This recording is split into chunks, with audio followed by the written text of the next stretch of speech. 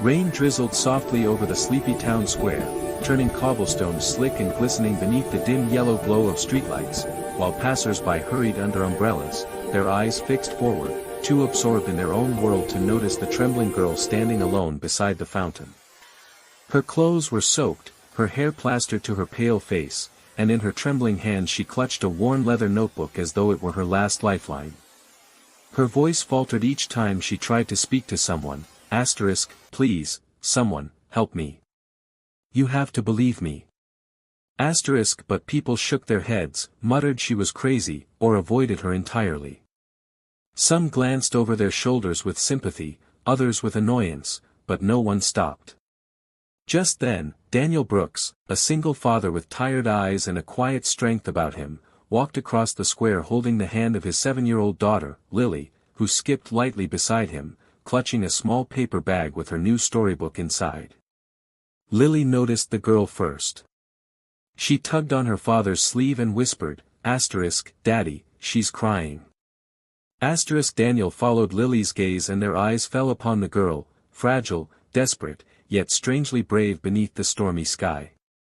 Unlike the others, he slowed his steps, his instincts stirring, the same protective urge he felt every day as both father and mother to Lily.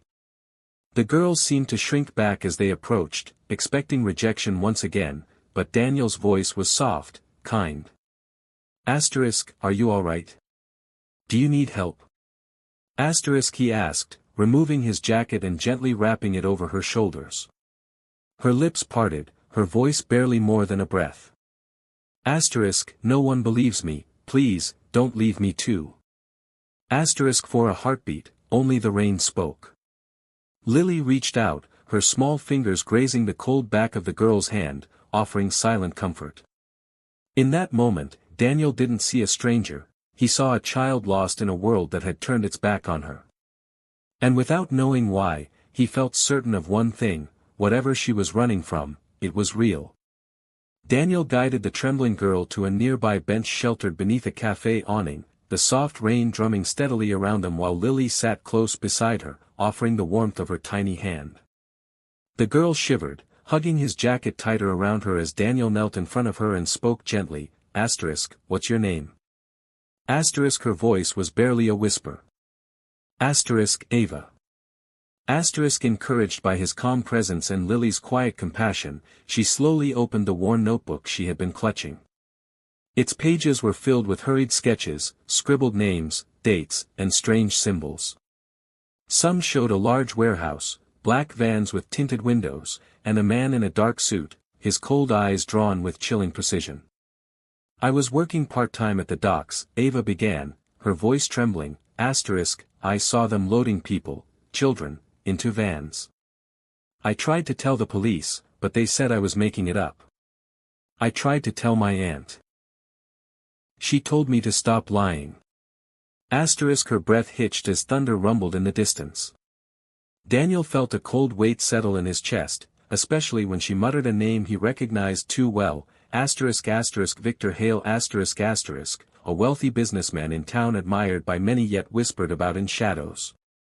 Daniel's jaw clenched, he had crossed paths with Hale years ago through his late wife, and something about him had always felt wrong. Ava's eyes filled with tears.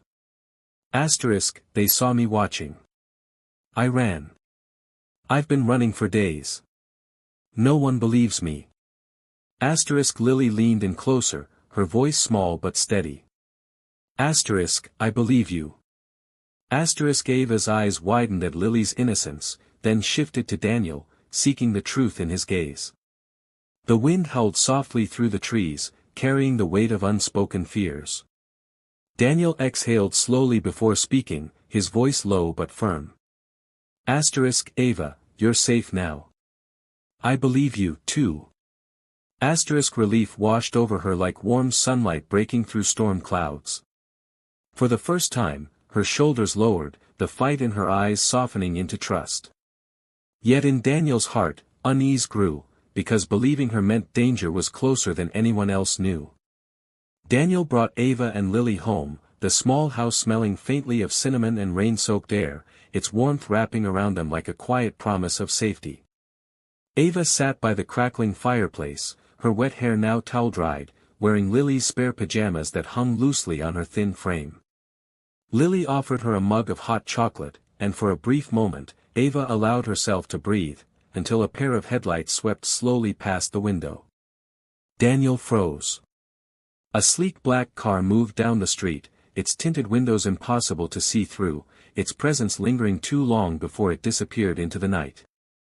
Ava's hands trembled around the mug. "That's them, they found me," she whispered, her voice cracking. Daniel locked every door and window, his mind racing. Later, when Lily had gone to bed clutching her stuffed bunny, Daniel sat across from Ava at the kitchen table. "There's someone I trust," he said quietly. Officer Grace Miller. "She won't ignore this." Ava nodded, though fear still shadowed her eyes. The next morning, Daniel drove them to the police station's back entrance to avoid attention. Grace, a woman in her 30s with sharp eyes and a warm heart, listened carefully as Ava recounted everything. When Ava opened her notebook and flipped to the sketch of Victor Hale, Grace's expression hardened. "I've suspected him for a long time," she admitted. But I never had proof.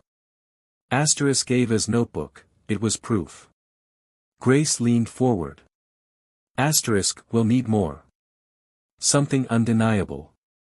That evening, after ensuring Lily was safe with a trusted neighbor, Daniel and Ava met Grace again, this time near the abandoned docks. The old warehouse Ava had drawn loomed in the fog, silent and cold. Daniel's pulse pounded in his ears as they slipped inside through a broken side door. What they found turned their blood to ice: rows of shipping crates with false labels, documents listing names and destinations, and security footage stored on hard drives. Suddenly, footsteps echoed. Voices. Flashlight beams cut through the dark. "They're here," Ava breathed. Daniel grabbed her hand and whispered, "Stay behind me." As shadows closed in around them, one truth became painfully clear: this was no longer about believing. It was about surviving. Heartbeats thundered in their ears as Daniel, Ava, and Officer Grace ducked behind wooden crates while Victor Hale's men searched the warehouse, their heavy boots echoing through the cold metal walls. Grace clutched the hard drive they had just extracted from the security system while Daniel kept Ava shielded behind him, his jaw set with determination. A door creaked, shouts grew louder, and just as one of the men spotted them and raised his weapon, red and blue lights flashed through the dusty warehouse windows: reinforcements. Grace had sent one quick message to a trusted officer before entering, and now squad cars surrounded the area. Hale's men scattered, but it was too late. Armed officers stormed inside, arresting them one by one. Before dawn broke, Victor Hale himself was dragged out of his mansion in handcuffs, shouting, furious that his hidden empire had crumbled. The evidence, Ava's detailed notebook, warehouse footage, shipping manifests, became undeniable. News channels flooded with headlines. People who once ignored Ava now stared at her on screens, calling her brave. Some apologized, others stayed silent in shame. But Ava didn't care about them. What mattered was that she was finally safe. Days later, the sun rose warmly over Daniel's home as Ava stood on the porch, a small backpack slung over her shoulder. She was being placed into protective care until she turned 18, but this time, she wasn't alone or afraid. Lily hugged her tightly, whispering, "You can visit us anytime." Ava smiled, tears glistening. Daniel placed a gentle hand on her shoulder. You were brave when no one believed you. I'm proud of you. Ava looked up at him, her voice trembling. Thank you for staying, when everyone else walked away. Daniel's eyes softened. Because sometimes, all someone needs is one person who believes. As the car drove Ava away to her new beginning, she looked out at Daniel and Lily standing together, holding hands. The world finally believed her, but it was the single father and his little girl who changed her life, simply because they chose to stop, to listen, and to care.